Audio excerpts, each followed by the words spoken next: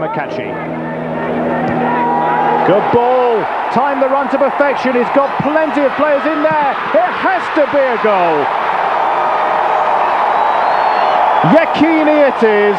20 minutes into the game.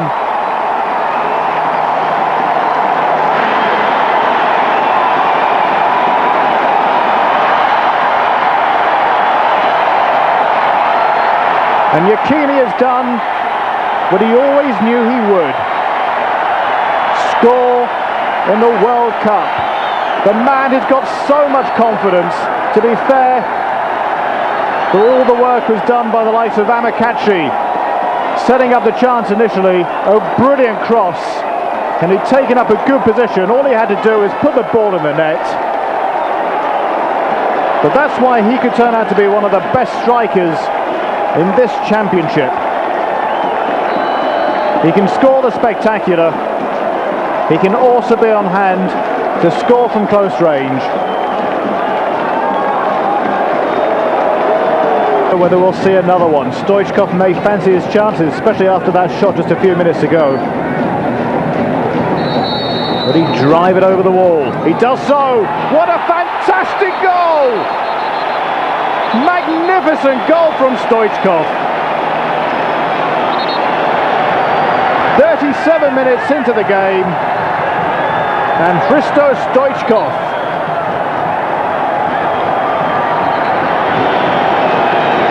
well, hold it a second. Hold it a second. Unbelievable. It won't stand.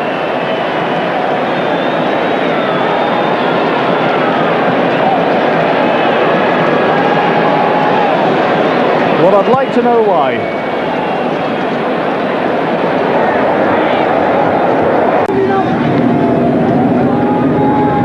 Sent off 3 times during the season for Barcelona. As Nigeria come forward again. The long-range shot off the post.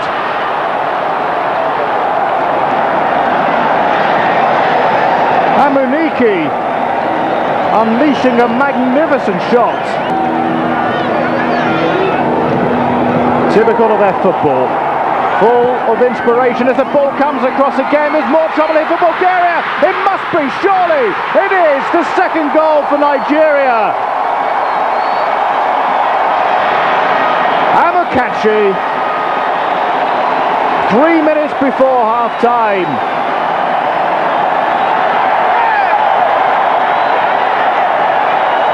We remarked that his return for the national team wasn't impressive, but everything else about him is.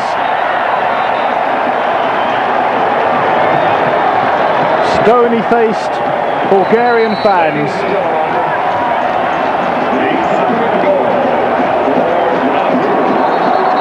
And this time it was Yekini who was goal provider. All sorts of mistakes in the Bulgarian defence. Mikhailov rounded by Amokachi for the second goal. It's really taking the feet away from Sia. Good decision by the referee, and more trouble for Bulgaria. And they still have got problems on their hands. Yekini may have been foiled once, but there's still problems here, and that's the third. Amunike, the man who scored the 2 goals that won the African Nations Cup for Nigeria, is on the mark again. And don't smile. That was the first time Nigeria featured at the FIFA World Cup, and what a way to mark your debut. They crushed Bulgaria by 3-0. Guys, I noticed we couldn't say a word. We were just enjoying good football. Yeah, but I think to start with, you check out the movements, with the leg movements on the ball. Check out the dribbles. You see the stamina.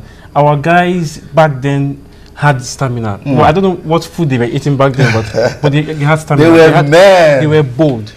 They were like lions. And let's not forget that was after that World Cup. That was when Nigeria actually had its best standing on FIFA rankings. Yeah, about 4th or 5th. Fourth position in the world. Fantastic. The Super Eagles of Nigeria in 1994 showing the way for this current class of the Super Eagles. Guys, watch that video and see the way to represent your country. All the best for Nigeria. 41 more days to go for the FIFA World Cup in Brazil. We just needed to show that. That's how Nigeria started its journey at the FIFA World Cup, and we hope and pray that we can only get better. We'll talk more about that team and what they had that this current crop of Super Eagles players can learn from there. But guys, quickly, let's talk about the Europa League. We know the finalists. It's Benfica and Sevilla. Yeah, let's start with Benfica.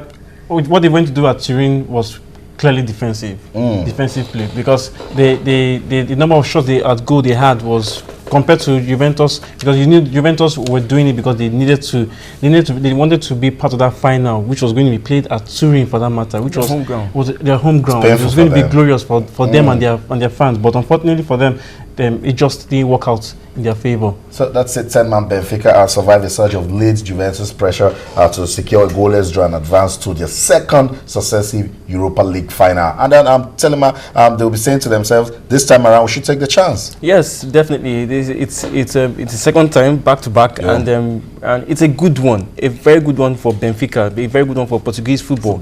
You know, and it should be one they should have for the taking. However, they will not find it easy for Sevilla. Sevilla have actually been in good form, despite the fact that they're actually outside the top 4 in La Liga. Yet again, they've actually been at their best in the last few couple of years, and they would not. Benfica would not definitely have it easy, you know, when they actually play Sevilla. One interesting feature again is the fact that we're seeing both at the Champions League and again at the Europa League. We're seeing Hispanic contest. You know, Real Madrid, Atletico Madrid, then again Benfica and Sevilla. An interesting feature for this year's UEFA competitions. Might I quickly add that Sevilla, in particular, you get to see them in games when it matters. You've seen what they did against Barcelona, what they did especially against Real Madrid this season, and this is the final. They would definitely not give it easy for. It's not going to be easy for Benfica against them.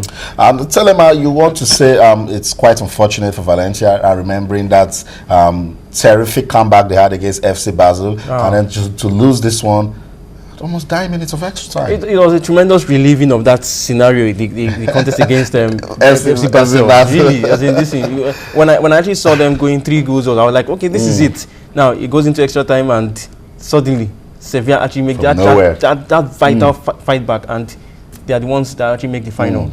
And just to let you know that Stefan Mbia is on loan to Sevilla from QPR. And what a way! What a way to announce yourself. Yeah, interesting. He also got a crucial goal that was last week or 2 weeks ago. For Sevilla, and it really is a good one for him. With his case in which he actually had with QPR. The whole relegation thing, the whole transaction matters and all that, and him being on loan now at Sevilla and making the final cut, as in the UEFA Europa League final. That's a good one for him. A very good one for Stefan Mbia, Cameroon, and an African football. I call it the Europa League, but it's still European football. And they're on the big stage. Guys, we don't have much time. I want us to end the show talking about the 1994 class with Super Eagles. So quickly, let's talk about Marcus Maidana and Floyd Mayweather Jr. That one should bring some fireworks. It's definitely going to be bringing some fireworks, because when you look at as typical boxers, they make a lot of mouth. They talk. they talk a lot now. But I think one of the things that we also need to really pay attention to is the fact that Floyd Mayweather seems to be giving us that signal that the likelihood of him retiring after this bout. You should stop it. You shouldn't. He says, you must fight Pacquiao. We've waited so long. He says, I think one of his close friends of his, Nate Jones, says something about the fact that he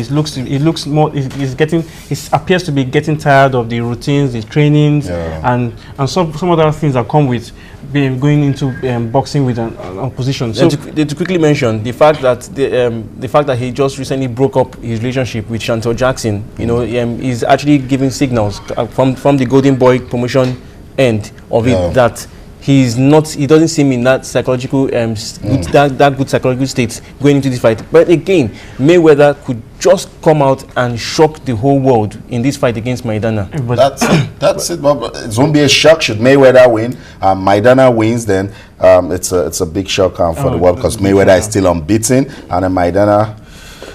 I just love news. Someone should give me something to talk about. Guys, I must say thank you so much for coming on the program. It's a delight whenever we have you here. So that's it, sports fans. We cannot talk about the 1994 class of the Super Eagles, but we'll let that video play so that we can get you talking, and then we'll join you on Twitter and on Facebook. Remember, on Twitter, we're channels_sports. On Facebook, we're channels-sports. Watch Nigeria's first game at the FIFA World Cup, and you will know football is of big essence in this country. This class, we've got quality when talking about football. That's it on behalf of the sports team at Channels Television Sports Center in Lagos, Nigeria. My name is Austin Okonakpan. In sports, we play to win. So in everything you do, remember, let's keep talking sports. Bye for now.